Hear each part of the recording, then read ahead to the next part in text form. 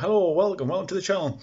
A little while ago, you probably remember I did a review on the Hammerhead Karoo, but since then they've did a bit of an update, major update really, to the look of it anyway. They've done a bit of a aesthetic update to how it looks and stuff, so I thought I'd do a little bit of an update review on my Karoo now, so just to keep things up to date for you.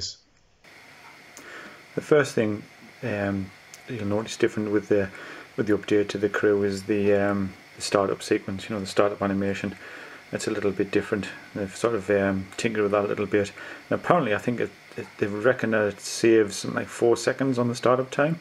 I don't know if that's true or not, but it's a funky little startup sequence, which is obviously the beginning of the changes, if you like, to how it looks, the Karoo. So we'll just let that start up.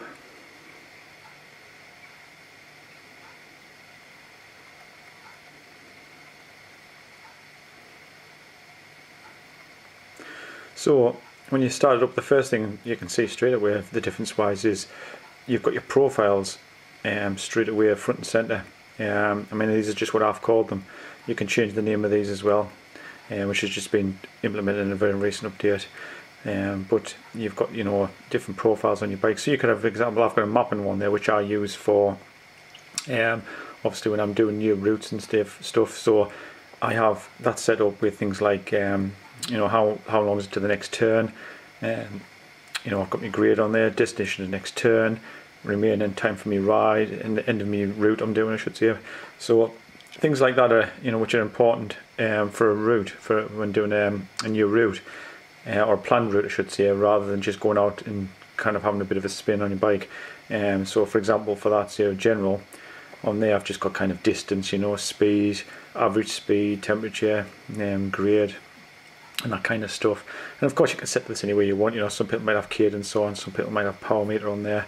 Depends what's important to yourself. Also, just to point out, these buttons are more obvious as well. Down the side here, these little symbols here to change where you're navigating to as well. If I can press it right. Another slight difference here is in activities. Activities is a little bit different. The look of it looks a bit different, where before it was a bit more colourful and stuff. But you can click on each one of these and find out more details. This is different. This has changed. It's got more information in here. You can rename your rides. It tells you a little bit of details about on your ride there. You've got a little bit more details on the top here. But you can also name your ride.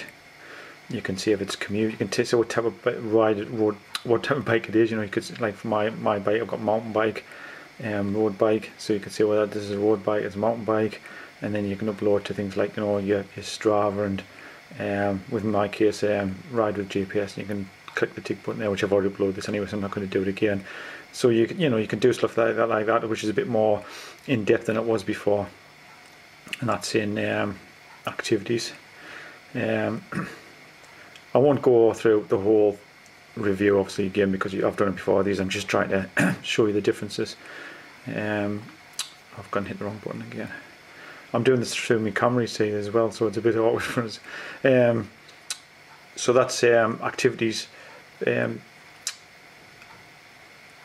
got routes, which is the same. That's not really changed. That looks exactly the same as it did before. No differences in there. Workout, I don't use workout anywhere, but I'm assuming that's exactly the same.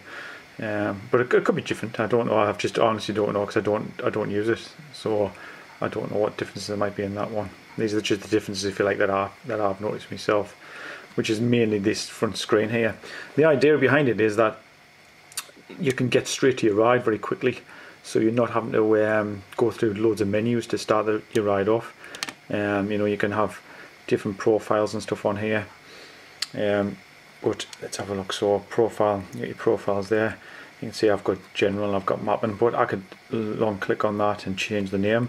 I can have something else. I can add a new profile, and of course when you add your profiles, you can change what sort of screens you want, or what sort of data you want to show.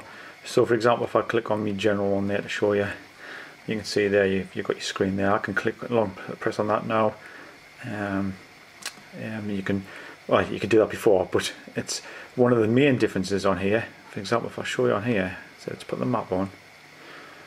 If I long press on that, I can now have a map with information on the top, as in upcoming elevation. So that was a new feature. So you can basically have your map with the upcoming elevation along the top. So that's quite a handy little feature. That's a new function that they've added.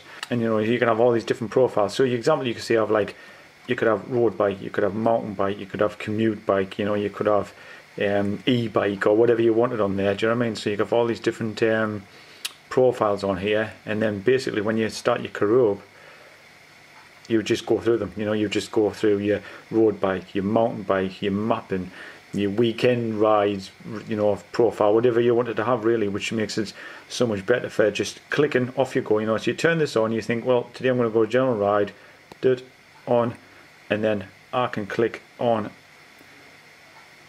that and it's ready to go. That's it. It's now ready to go. So it's off, you know. The pause button you can see just on the side there, that's a lap function button, so you can click on a lap. It'll go off in a second once it's, there you go, and then I click pause. This is not the Karoo, this is me not hitting the buttons right. And then of course you've got your slide there, and then saving it, you see, so it's saved that now, and then I could upload that to Strava if I wanted to. But I'm going to bin it still, so I'll bin that, slide that across the bin it, and it's gone. So you know, that's some of the main differences at the moment that they have on here. Also, when you have your data fit, you know, your profile running, you've got your layout here, which has been changed as well. It's justified to the right. I'm not really sure what the reason for that is, but I'm not really keen on it, to be honest with you. You can see there I've got my distance on the top there. Instead of being in the middle, it's to the right. But they have made some of these words a bit bigger and clearer to make to you know, for you to read, you know, distance, average speed, because they were quite small recently. Also on the maps page, you know, when you're on maps, I mean, this is just what I've got, what I showed you before. You don't have to have all this on, but on your map here, you can click and add a route on the bottom here. So you can add a route from the maps page now, so you can see, well, I want to do that route or whatever, you know, and do that, so you can load the route that way.